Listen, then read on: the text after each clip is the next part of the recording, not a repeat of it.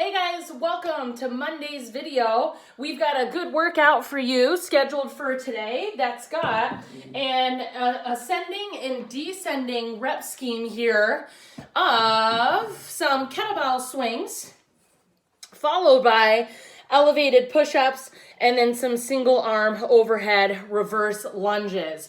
You've also got some running involved here in the middle, followed by the same rep scheme, but now in an ascending order. So it goes descending of these movements, 40, 30, 20, followed by a 1 mile run sandwiched in the middle, and then 20, 30, 40 of those same movements, but in the reverse order.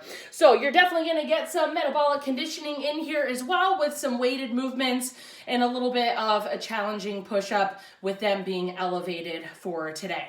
So we're gonna make sure that you guys get all of those parts warmed up for both the run and the other components that you're gonna have in that workout. So your warm-up for today is going to be 2 rounds starting of 30 seconds of a seated support. So that's gonna look a lot like an L-sit, but you're not gonna necessarily have your feet or your legs off the ground as it's just a seated support, but it's more that you're driving your shoulders back and down. So I'll explain that more when we do your seated support. Followed by 20 plank taps, 10 lunges plus a heel hold, which is gonna act as a good stretch, and 10 run steps plus leading into run steps that you're gonna move forward. So eventually getting to the run warm-up for today. So as you guys go through 2 rounds of that, the first thing, as I mentioned, is gonna be your 30-second seated support. So think if I was down on the ground doing my L-sit, normally the goal would be to see how long I can keep my feet off of the ground. What I want you guys to do for this support is I want you to think to roll your shoulders back and then really drive those back shoulder blades down towards the ground. So I should feel myself pushing down against the floor. Nice tight spine, nice and upright position here in my torso. And I'm driving those shoulders back and counting to 30 or setting a timer. While I'm down here, I'm gonna flip over and I'm gonna do some plank taps. So either on my knees or a real plank. And I'm gonna go back and forth and I'm just gonna do 20 total of those. I'm gonna hop up and I'm gonna do some lunges, so alternate those. I'm gonna lunge. As I go down to my lunge, I'm gonna drive whatever leg is down, I'm gonna drive my elbow down towards my heel as best that I can so I can feel that nice stretch on the outside of my leg here, that nice deep lunge. So I'm gonna have my elbow down there, count to about 3, and then stand and switch and do the same thing with your opposite. So drive your elbow down towards your heel for a nice 3-second hold. The next part, if you guys have been keeping up with our running WODs, should sound familiar. You're gonna drive and get those arms ready, get those elbows swinging. You're gonna get your 10 running steps in place and then let your body naturally carry you forward where you're gonna finish another 10 steps using your momentum going forward. So 10 in place, lean forward, and then do another 10 carrying that down. So you might want a little bit of space or even to warm up in your garage or driveway so you have some room to go through with your running steps. The next part of the warm-up, after you've gone through 2 rounds of that, is going to be continuing to warm up for the run, where you're gonna do a 100-foot run, or your best estimate of about 50 feet down and 50 feet back. And we're gonna do this for 3 rounds. So you're gonna get a good run in, and then we're gonna do some elevated push-ups, 3, and then 3 kettlebell swings plus 2 single overhead lunge steps per leg.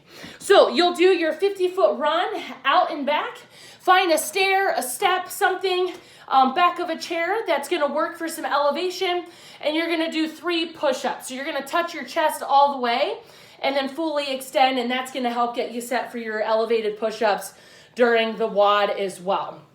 There's kettlebell swings in the WOD.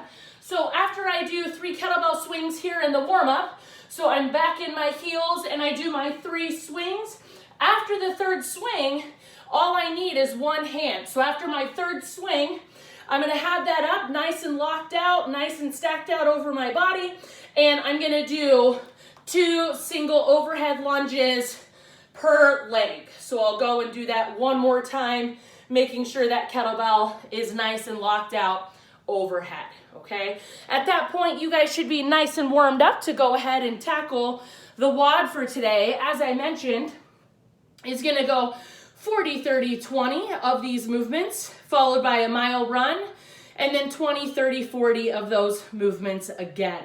Now, there are some RX heights and weights listed for today. It's a 12-inch versus a 20-inch box for women and men, or a height in general for your elevated push-ups. And it is a 35-53 pound kettlebell for the kettlebell swing weight for today. So do your best with those, but if you don't have that weight, of course you can use a backpack or other things or other modifications like a Russian swing, and regular push-ups as well would be fine. Now, you've got a pretty decent run in the middle there, so take a look at our sugar WOD notes.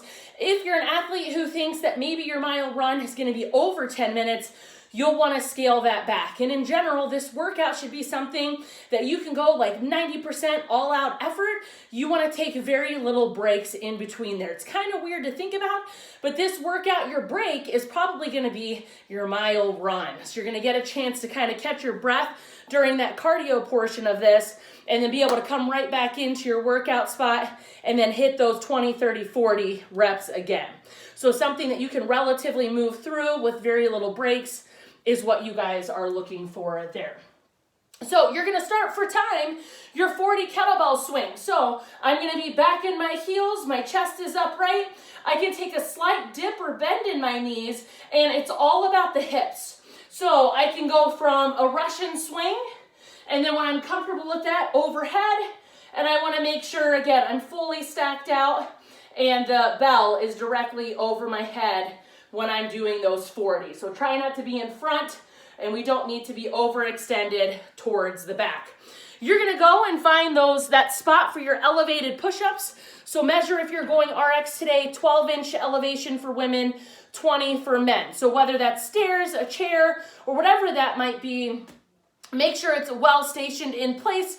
And as I mentioned in the warm-up, we're gonna touch all the way and then extend all the way back. But don't do like me, I'm hinging forward right now. So I want something that's gonna stay in place where I can lean my whole body forward and then fully extend back. So adjust the elevation as needed. Now, the last movement that you're gonna have is single arm overhead reverse lunges. So you can grab this, and depending on your weight, you could do a hang clean or a clean up to your shoulder. So get your hips involved for a big pop, and then you can do a push press or something like that to get it overhead.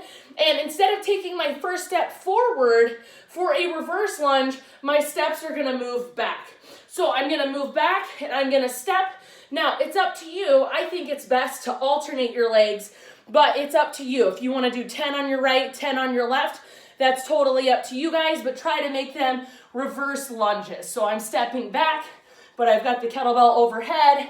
Alternate if you want to, but count 20. So this is gonna be a pretty intense lower half of your body workout with the run after your lunges and all of that good stuff. So try to pick something about 90% effort that we can stick with. Have fun and good luck during this one.